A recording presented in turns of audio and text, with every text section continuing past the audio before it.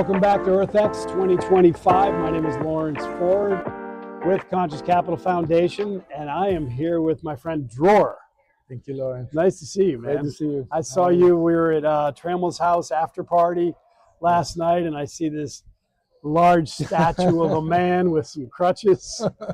Clearly, you're probably off film right now, but you got a little boot on the foot with. Is that Achilles or what is that? No, I just broke my ankle. Oh boy, how'd you do that? I took my son skateboarding. Oh, nice. Well, I was a pro when I was his age. So I was. You were a pro skateboarder when I was his age. So wow. Yeah. Where was that? Where in the world? In Tel Aviv. Wow. Yeah. Well, pro. I mean, I was competing, but yeah. How old are you now? 48. Yeah, so that was like back. Yeah, that was good. That was good time. I mean, that was not like everybody skateboarded then, right? I mean, yeah, that was in the 80s. Wow, that's cool. Yeah, Very nice. 80s. Outstanding, Dror. So, Tel Aviv. So you're Israeli. Originally, yes. Yeah. How long have you been here in this country? 27 years. Wow. Yeah. I'm a little bit biased because we were at CES doing the Innovation Hub, the rewards, and doing the same sort of thing with the technologies at CES this year, and I just am always fascinated with Israeli technology. And it's just like, see that reaction? It's crazy. What is that? I mean, and I asked them because they had the whole, their top innovations there, and I was speaking to them, and we did some of this on camera, so you can look that up at CES Innovation 2024, it's a cultural thing that I was learning. I'm not putting you on the spot. Do you know where I'm going with this? They taught me there was like this, I can't recall, but it was some sort of, because of the history of the Jews, there's something deep in the culture that has created that necessity for innovation. Tell me, what is it? Well, I'm an inventor, so that's why I think it's a pretty good setup, right? Yeah, there's a lot of really good inventors. Yeah, there's a lot of innovation that comes from Israel, absolutely. And it lived from the hard times. Yeah. There's a great book called Invention Nation or Innovation Nation that talks about why Israel is so creative. So someone wrote a whole book about it. Yeah. There's actually a fascinating book that talks about, the challenges that the country have, the necessity that, people need to essentially survive, and kind of the need for inventing around it. So, Isn't that so cool? That gets baked into the DNA of a culture. It's and true. Expresses itself in technological innovation. It's true. It's true. So, why are you here? Not at EarthX. Why are you here on this earth? That's a very good question. I basically picked 8 years ago a mission that became so important for me that I decided to abandon my previous successful career to pursue. What were you doing?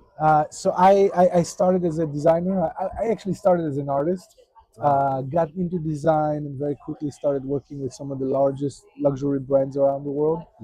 We've done projects for, Puma and Tumi and major Italian furniture brands, concept cars. Doing what? This is what you used to do, right? Design, yeah. This is what I used to do. So you would be part of an outsourced team that would design? No, Tell me how that works. Yeah, I had my design team, and I would create my own designs for various brands, and we would have collaborations with all kinds of brands. Very nice. Then I ventured into architecture, started doing very large scale development projects in kind of super high end. Where? It started in Abu Dhabi, the first project. Wow, and that's it. Wow. Yeah. Whoa. I mean, that's kind of that's like the essence of innovation of architecture. Yeah. And you just did it there? So my first project was there. We were extremely lucky to basically take a raw piece of land, turn what was expected to be $150 million sale to basically a $976 million, and broke the record of the most expensive residential ever sold. Wow, that's so impressive. That opened for me kind of the whole architectural career, which coming to the world of architecture, not being a trained architect, which by the way, I'm not the only one. There's a few very, very well-known figures that came from design to architecture, and it opened a very interesting door into the world of urbanism. And once I started to understand more and more the context of large scale architectural development, I realized that we're fucked. Okay, Can I say is that this, on yeah, TV? please.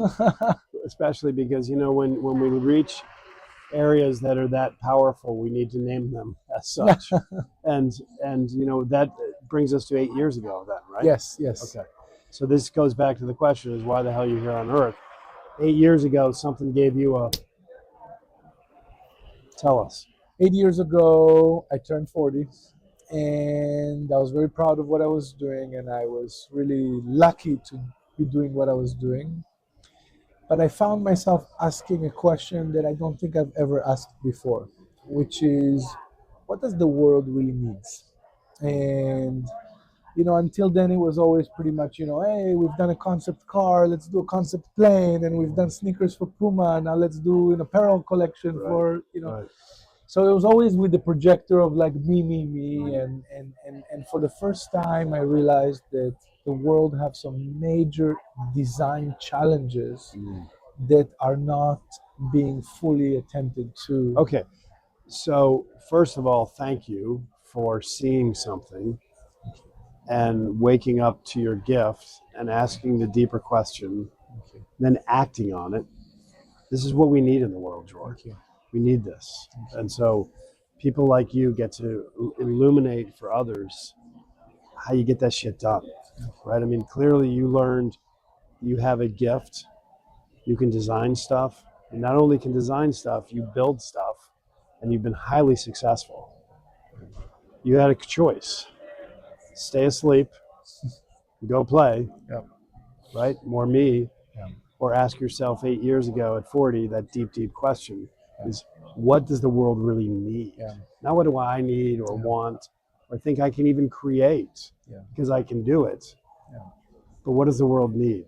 And so now when you say the design stuff is off, talk to us like, what does that mean? That makes design, yeah, okay, so some cities are nice, some towns are nice, some things, are clearly dysfunctional the way they're set up, but what's the big deal? That's a very, very good question. So, just to set up the scale and context of urbanism as we have it today, right? Like more than 56% of the world population lives in cities. So, the majority of the world population lives in cities. Wow. Now, Wow. the crazy thing is, if you think of all the cities around the world, we are going to double all of them within the next 25 years. So you're thinking So is the growth is it because of the population in general, or do we combination have of a two metric things. of the growth of Both growth population Okay. and more people want to live in urban density. Do you know why? So why? Yeah, Why? opportunities, mainly opportunities. Okay. People want bigger Economic opportunities. opportunities and Opportunities tighter are, social. yeah, Yeah, interesting. yeah. So, by the way, we are accounting for 1 billion people around the world that we'll consider urban dwellers, but they actually live in what we call informal housing, right? Slums and favelas. Yes. Yeah. Informal housing that accounts to urban. Anyway, the growth is projected to be that additional 2.6 billion people are going to live in cities that are not yet created in the next 25 years. Wow. So, and what are we building today, right? Look around. We're building low rise, mid rise, high rise, and skyscrapers. Yeah. Right. And sprawl. And Pretty damn inefficient. It's Yes. not much is changing. Exactly. So you put a grass roof on, right? I mean, Exactly. big Exactly. deal. I mean, Exactly. same material, same Exactly. kind of inefficient structures. Exactly. Yeah. And I think that, the issue is that we're also treating the symptoms. We're not treating the core problems. What's the core problems? The core problems are that And this is what you figured out 8 years ago, I bet. Yeah. Or So was it more of a learning process it's a learning process. Yeah. Because that's what I want to know. I mean, I have no time, neither do you, because I can tell your energy and personality, and I love it, man. Mhm. No time for small talk. I don't have any time for, chasing symptoms and then labeling them and selling more shit for symptoms, okay? We've been doing those stupid human tricks too long. Yeah. And because of our exponential moment in this time, with things like population growth, as you're talking about, and couple that with artificial intelligence, which is doubling every 3.4 months, Yes. right? Yes. We're a new age. We're in a new age, Yeah. and housing and living has to transform at that speed, Exactly. or we're going to fall apart. 100%. So what's the system? What's the systems-based core thinking here? So I'll tell you. I'll try to summarize a whole 8 years worth of philosophy in a couple sentences. Wow. The main That reminds me of a challenge. quote by Mark Twain. I didn't have enough time to write you a short letter. Yes. I love that line, right? Yes. So it's the hardest thing. Exactly. So, No, please. listen. I exactly. That's the hardest thing.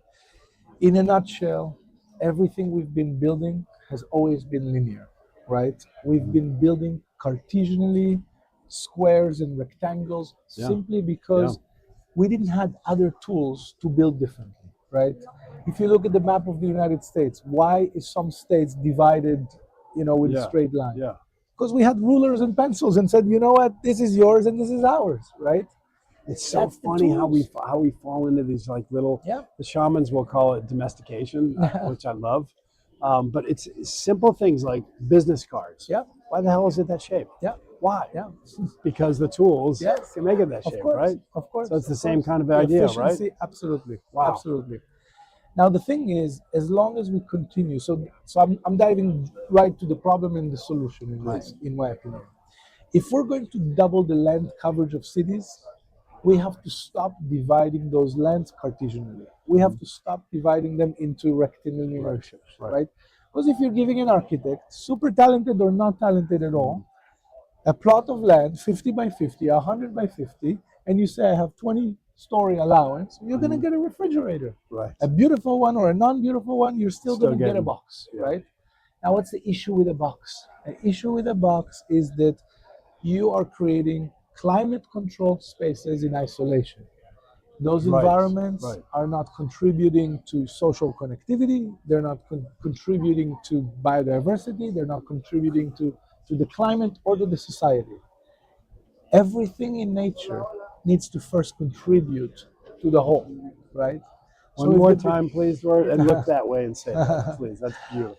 Everything in nature really needs to design for helping. First. It was like it needs to give first or something. Yes, everything in nature needs to give first. Yeah. And the That's idea beautiful. that you're actually contributing. Yeah. And then you're taking from the resources that exist in order to give, right? Beautiful. Now, if you think of society, what's our biggest issues today? Number one issue in urban centers all over the world today is what we call the pandemic of loneliness. Why are we so lonely? Yeah. Why are we so lonely? So we're blaming those devices, right? Because we can get everything we want on the phone. But if you had a park downstairs that you can get to easily, you would, go and eat your sandwich there rather than in front of your computer upstairs, right? You would meet somebody. Cities today are not designed for serendipity like they should be, right? So when we're talking about how do we create a sense of community, how do we create a sense of belonging, is to create environments that are shaped like nature. How does nature shape? Nature builds everything cellular, everything with node-based logic. Look at this atrium, right? I mean, it's a square atrium, but if it was a round one or an organic one, yes, it would have looked actually quite interesting, right? And it's a meeting place. It's a place where people congregate. We're looking, by the way, at like, what would you say, 20 floors maybe? Yeah. And a huge skylight atrium. Exactly. And you get it's a very cloudy day today, and you get a great light inside. Yes. So now open Makes this a big logic. difference. Yeah. Take this logic, open it up to a cellular logic, and create cities like this, and you have no idea the impact that it's going to create. Okay, when we say cellular logic, give us, so we off camera we said this is going to be really hard because we're both so visual. Yes. And we're going to put some things We're going to put some things in. But explain what that means in our last minute. What someone would see rather than a square brick refrigerator, and I love that. So if I take any piece of land and I start to understand the land by mapping specific nodes that exist there. Let's say over here I have a 300-year-old tree, and here I have a creek, and here I have a bunch of trees next to each other. I can start creating nodes. Out of those nodes that I'm also relating to the topography of the land, what am I creating? I'm creating circles, places that I can start to build according to the existing nature and the contour. So when we're talking about the fact that we've shifted in recent years to human-centric design, what does that mean? What were we designing before? Sounds to me like a consultant made that up so they Exactly. could sell some products. Exactly. But Services, what I were mean. we designing before? Sorry, all you consultants. We were designing actually, well, in the urban context, we were designing for cars, Right. right? Because cars needs to get from point A to point B. Yes. This is, Yes, yes. now we forgot about pedestrian safety and pedestrian. Now we started looking at the fact that we need to design for life, right? We need to design for all of life as one practical objective. And what's interesting about that is, thanks to COVID, that really helps us accelerate the understanding that a healthy environment is also healthy for us. And we are healthier if there is more being around us than just human. So we need the bees and we need the microbe in the soil, and we need healthy trees. And so when we start to think about a healthy ecosystem, then we design for an ecosystem. Got it. And I think for the listeners, think about like if you go in the old school of medicine, my kidney hurts, and they treat the kidney, Yep. but they're missing the ecosystem, Exactly. right? Exactly. So it's the same sort of thing you're saying. Is that right? 100%. Yeah. So the whole aspect is a shift from what we call a linear logic to a holistic logic. There we go. So 100%. Right. So tell people, Dror, what you're up to next and how we can help you at the foundation and how the listeners can help. So that's a great question, and you guys can definitely have a tremendous help. We realized only a year ago something super important, because we spent 7 years developing the approach, developing the methodology, the philosophy around it, the design approach. And then we realized, wait a second, there are 60,000 municipalities around the world that are going through massive horizontal urban expansion. Yes. We're not going to start knocking on every municipality door and say, hey, you should change your way of growing, right? We need something that really impacts the culture as a whole and reaches to all of those places. I'm on the edge of my seat. What is this, Dror? So we realized that there's only one thing that can do And it. I mean that. Culture. Culture. What do I mean? I mean, when you are a mayor of a city or a developer in a city, and you're basically thinking, my city is going to expand from whatever, 100,000 to 200,000, a million to 2 million. You're basically thinking, well, we need more buildings, right? We need more building to house people. What we're basically saying is you need to create communities, not buildings. Yes. We need to inspire people that there is a different alternative than a low-rise, mid-rise, high-rise, and skyscraper. And the alternative looks different, behaves different, people experiencing it different. How would you do that? How can you inspire millions of people at once? Music. I was going to say, Music. throw a better party. Exactly. Music can do that. Now, I watched this amazing movie called The Greatest Night in Pop, about Michael Jackson inviting 46 of the most important musicians to sing with him We Are the World, 1986. Yes. We listen to those songs on the radio. Yes. Today, every kid in Africa have a smartphone in their pocket. So they can actually see a music video coupled with an amazing song. On top of that, I would say, when people invite me to speak about climate and biodiversity loss, which the world is considering problem number one, problem number two, Yes. I said, guys, we're missing a much bigger problem on top of those two. Humanity lost hope. We have all the resources, we have all the talent, we have all the capabilities, but we've lost hope. Yes. What can restore hope? Yeah. Songs can restore hope. Songs, Culture music. can restore hope. Beautiful.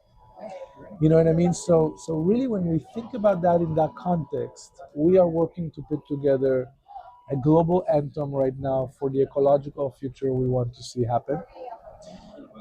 We're putting a music video to that anthem that is going to be a collaboration between some of the best architects around the world. Fabulous. That's piece number one. So the goal is for people to see it. Then we're working with our architectural partner and engineer in Gensler, which is the largest architectural firm in the world, to do all of our scientific validation for the approach. That will be an open source to every municipalities, Excellent. every developer Wow. to basically learn from and That's say, something new. yeah, Dror, you are awesome, man. I thank you so really much. appreciate your big heart, Thank you. your work you're doing, and it is so necessary, driven by culture, connection, and redesign Thank you. to make the world a better place. Thank you so much. Thank you. Awesome. Pleasure.